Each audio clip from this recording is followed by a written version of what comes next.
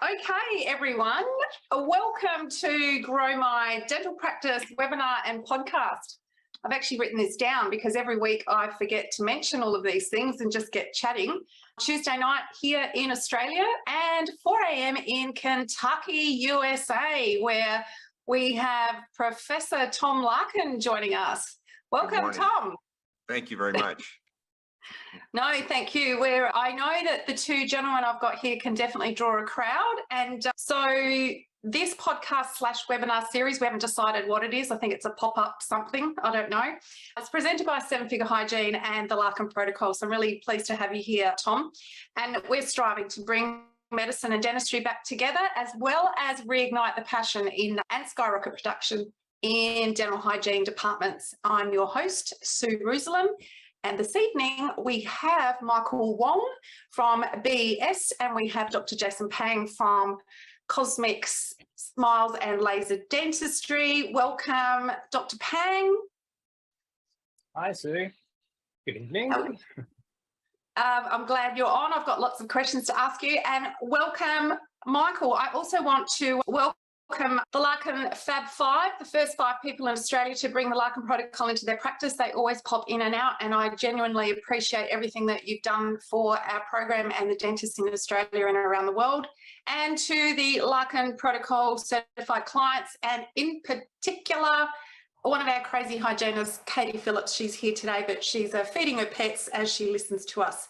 So today we're going to talk about ozonated water and the use of ozonated water in the dental setting. So we'll move over to Dr. Pang. Jason, I probably should give you more of a welcome than that with all of your credentials. I feel that we know you very well now.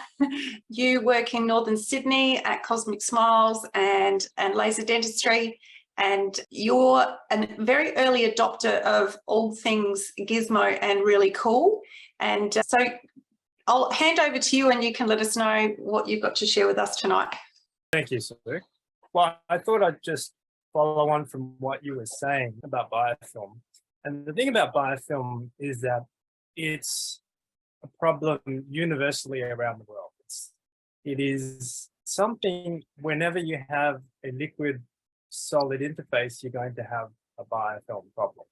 So we're talking about industrial cleaning, we're talking about restaurants, ice and water supply, clean environments, we're talking healthcare. So anytime you would be intubated or you have a catheter put in, care, childcare, these are all industries that can benefit from having biofilm removal.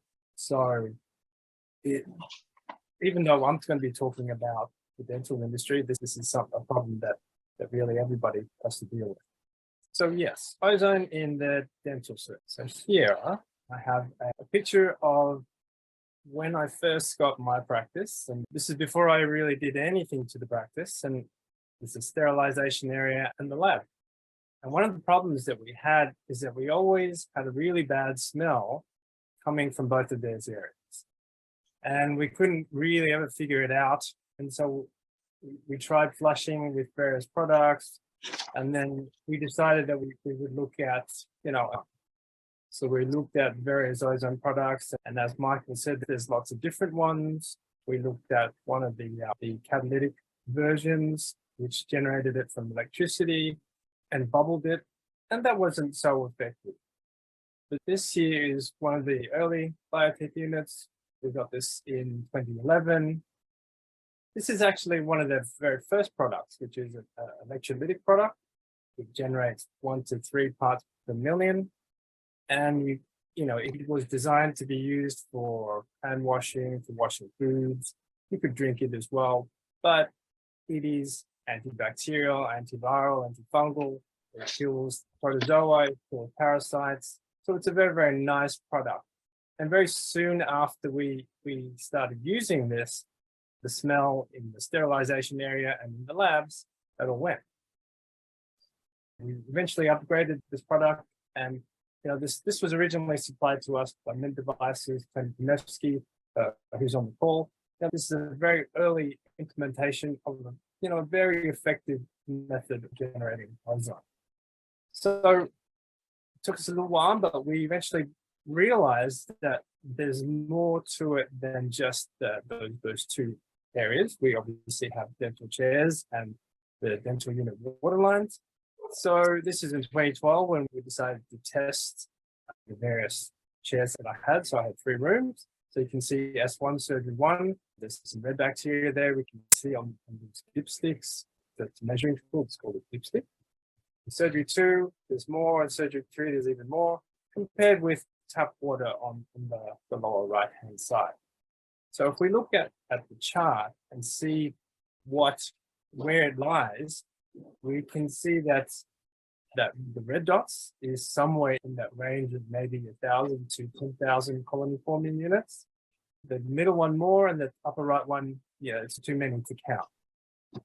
So really, in terms of what's considered acceptable, probably there, where it's outlined in green, that's 100 colony forming units. 100 to 200 colony forming units would be what is considered acceptable. So I'm way over that, and that was a big shock, because I thought that I was doing the right thing. I was flushing lines with just normal water, but it wasn't until we developed the protocol and started to use the ozone that we had to see improvement. And this is what happened. So you can see on the upper left-hand side, there's four dots there. So that's probably around 200 colony forming units. On the lower left-hand side, there's a little bit more, but that's in one of the chairs that we don't use as often and probably didn't have a protocol in place to flush those lines pretty well. But on the lower right-hand side, you can see the ozone that's generated that has no colonies forming on that. So really, this is the difference, and this is what's very important. On the left-hand side, you have ozone, and when I use the ozone, basically there's no bacteria detectable. On the right-hand side, if you don't follow the protocol, if you don't rinse, you're going to have a high number of colony-forming units, way more than is what's considered acceptable. We'll talk about that soon. These are the main things that we're trying to prevent when we clean our lines. We want to prevent Legionella, we want to prevent Mycobacterium species and Pseudomonas aeruginosa. These are all things that in aerosol form can be a problem, especially for the immunocompromised. And then there's Streptococcus, and there's other ones that we can reduce as well. But we certainly don't want to have this kind of a problem and expose immunocompromised patients to bacteria like this. So when I was doing this research and I was putting this together, this is what I found. This is a Perth hospital in Western Australia, and they had to shut down their hot water system because it was contaminated. And last year they had someone die because of a Legionella outbreak. So you absolutely do not want to be dental surgery that appears on the news because they gave their patient Legionella. And this is, very, in realistic terms, this is still happening. This is something that concerns all healthcare. So here's an old protocol, waterline protocol, where they recommend the colony, less than 200 colony forming units per mil. For the immunocompromised, around 500 for normal dental procedures.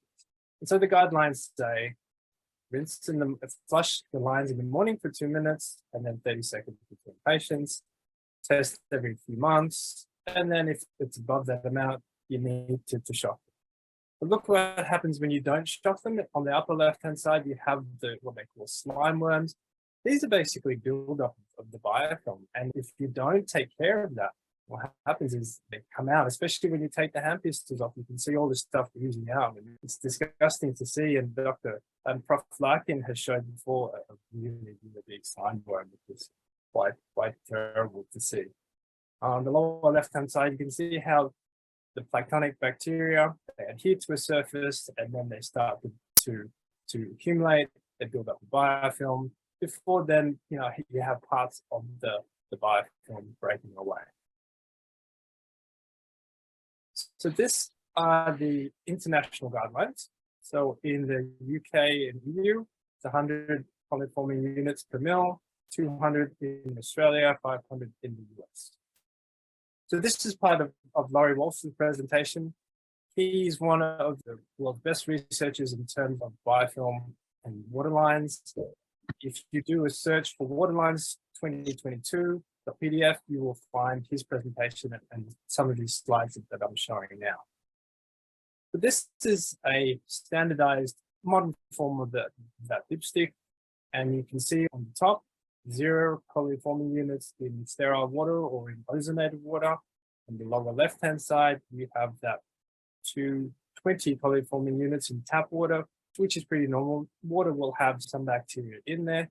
And then on that lower right-hand side, 350, which is above the recommendations, which come from either the HAMPs or the triple. So this is what we do in my practice. So on the left-hand side there, I have my 8-egg chair and the water line.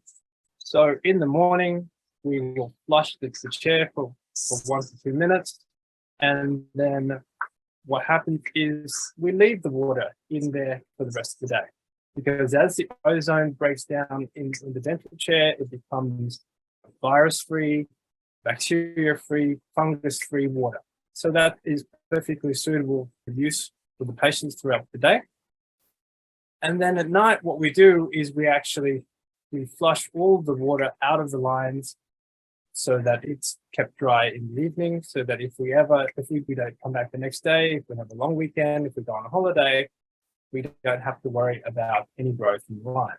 On the right-hand side is the airflow device. I'll show you that device soon, but that's one of the devices that we use for guided biofilm therapy to clean the patient's teeth. And so we will use 4 ppm ozone in both of these systems. And when you have foul water lines, that's when you need chemicals like the Alpron, Bilpron, BioClear, or peroxides, or ozone. So you can see if the treatment for fouled lines is ozone, if I'm using ozone on a daily basis, twice a day, you can see how I don't have a problem with biofilm in my lines. So that OH10 product is one of the first products that we started with. That's like a soda stream, it would bubble the ozone into the bottle with water. Next to it is a smaller device that generates ozone and continually bubbles it. But the thing to understand is that with both of these devices, you do not have an idea of what kind of concentration of ozone you're generating. These are not therapeutic products. I don't think they're TGA approved, so you don't know what kind of contaminants that they have in there. These are not products that are suitable in dental surgery. This is, maybe you could use it at home or something like that, but certainly not in dental surgery.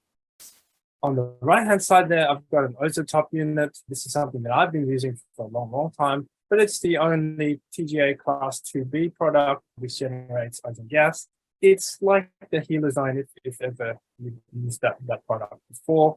And this is something that we use to dry a tooth after we do root canal preparation. It's not for the disinfection stage, it's just we use it to dry the tooth. But we can use it in peduncle abscesses, in pockets, pericarditis. After a tooth prep, we can use it to dry to basically reduce the bacteria numbers in the prep. A very, very nice product that's not available at the moment, but hopefully there will be something like that again that people can get. So on the central disinfection unit on the left there, that is what we use now. It generates 4 parts per million. And we use that, as I said, to flush the chairs in the morning. But we also will put it into the bottle for the chair so that we can treat our perio patients. We put it into the laser when we're doing laser-assisted periodontal therapy. On the right-hand side is the Kona infection control tap, and that generates about 1 part per million.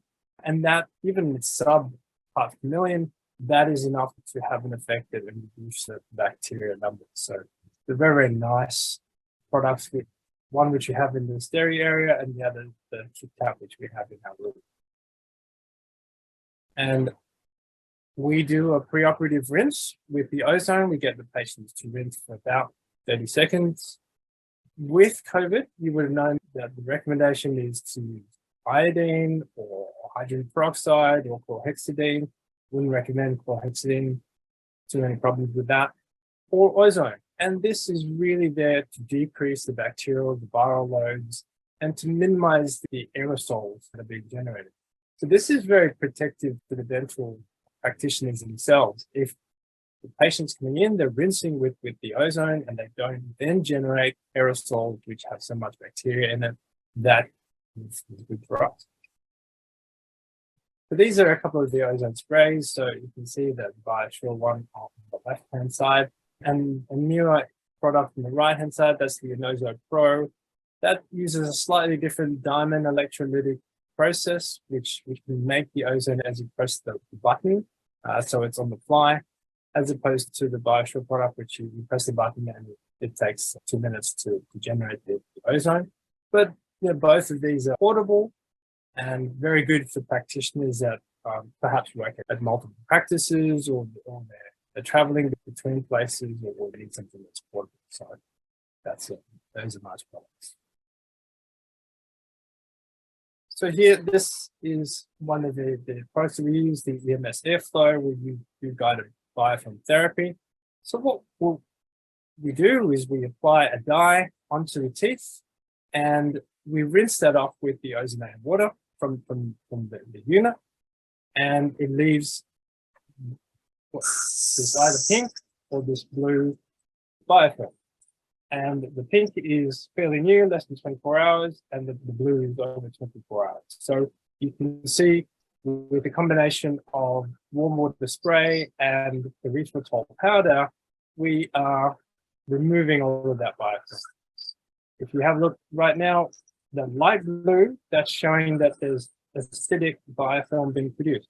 So we know that with the ozone, we're disrupting the biofilm. We can reduce things like Staph aureus, but we're also reducing Strep mutans and other bacteria which are going to cause problems in the mouth.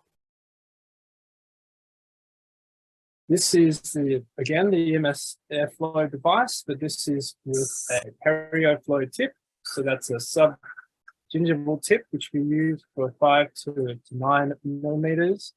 And we know ozone is going to kill the bacteria that's there, fungus, kills amoeba, nematodes, it suppresses P. gingivalis regrowth. And then you also have these 14 millimeter particles of erythritol, which will not damage the cementive surface. This is the Fratona Lightwalker laser that I use.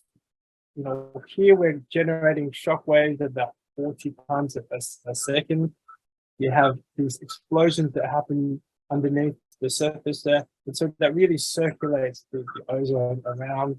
It helps to improve the curing process of the ozone. We are removing the epithelial layer of the gums and also the smear layer from the tooth or the biofilm that's on these implants, and so we can then have a reattachment and periodontal regeneration when you do. These are cases where we use a home ozone tumbler. So this is a product that the patient's able to buy and take home. You can see on the left-hand side these clusters, which means that they're very, very high concentrations of spirochetes. And spirochetes are one of the very bad bacteria. Things like Treponema denticola is a spirochete. And you can see from on the right-hand side, from rinsing for 3 months, this was during COVID, and I wasn't able to give that patient clean. There's still spirochetes there, but much, much reduced. And so after COVID, we managed to get the patient back in and do even better. This is a patient that came to us, referred to us by a periodontist, and was told that they're ready for the implant. But we can see quite a number of spirochetes on the left-hand side. There's a high bacterial load in 2 months of rinsing, and we can see the bacterial load is much less. There's no detectable spirochetes there. So we're quite happy at this point to say, okay, well, I think you're ready for the implant placement now. But this is how our practice has modified, and we are treating these patients differently because we now are able to look at the biofilm under the microscope. So here, this is a severe periodontal infection, right? So I'll start it moving, and you can see these are spirochetes and amoeba. Amoebas are the unicellular organisms that move around. So this is the case where we would probably decide, I think amoxicillin and metronidazole might be beneficial as an antiparasitic. We might do monthly guided biofilm therapy until we can drop these numbers down, and the patient will continue to use the home ozone therapy unit and continue with some twice a day. And that's where we can start to see that improvement in health and less bleeding and healthier gum. And this is a Biosure product for the space sanitizer system. And we use this in a separate business to the dental. This is a light therapy bed, which we maintain by using the triple S, and that allows the surfaces to be bacteria free. And that Michael has some research on use with COVID as well. So it could be very, very helpful. As I said, even in the gaseous form, it can be antiviral, antibacterial. So this is one of my favorite quotes. I think Maya Angelou says it best: do the best you can until you know better. Then when you know better, do better. And I think once we know that this is something that's available for us, is something that we can use to reduce the biofilm, to reduce the risk to our patients when we treat them, because biofilm, as I said, biofilm is a universal problem, then we should try and do that. And I think this is a pretty simple way that I don't have to think too much about, what I do in the practice. We've got a protocol which just eliminates the biofilm. Certainly within the water lines, we can use the ozone sprays to clean down surfaces, to disinfect surfaces after we've cleaned them, things like that. So thank you very much. If any of you want to contact me, you can use the email or the office. I hope you can come and visit sometime. Thank you so much, Jason. I love that slide there. It's the only dental practice in the world where I've taken my clothes off and hopped. Well, actually, there's a couple around the world now. Tisha Mabdallah has his in Auckland, New Zealand. My friend Kinga in Krakow, she has one as well. So yeah, and my friend Hanny my friend Hanny and Susan also in Queensland have it. So there's a few around. If you let me repeat, it's the only one I've taken my clothes off. Let's say I've never been tempted until I got to your practice, and it was all very disconcerting as I was hopping onto the red bed going, never done this before. So sorry, I just can't help myself when I see an opportunity for humour. Michael, thank you so much. Jason, absolutely thank you so much. So gentlemen who've presented this evening, thank you very much, and who's given up their time on a Tuesday evening. Thanks for listening to coming to another episode of Grow My Dental Practice. You will receive a recording of this. Remember to hit subscribe whenever you're on a platform using, you can go to growmydentalpractice.com. And if you enjoyed what you're hearing, give it a 5-star review.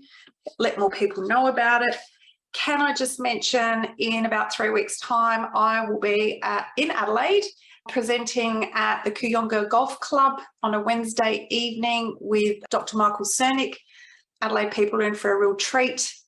I'll try and take along some of our ozonated products.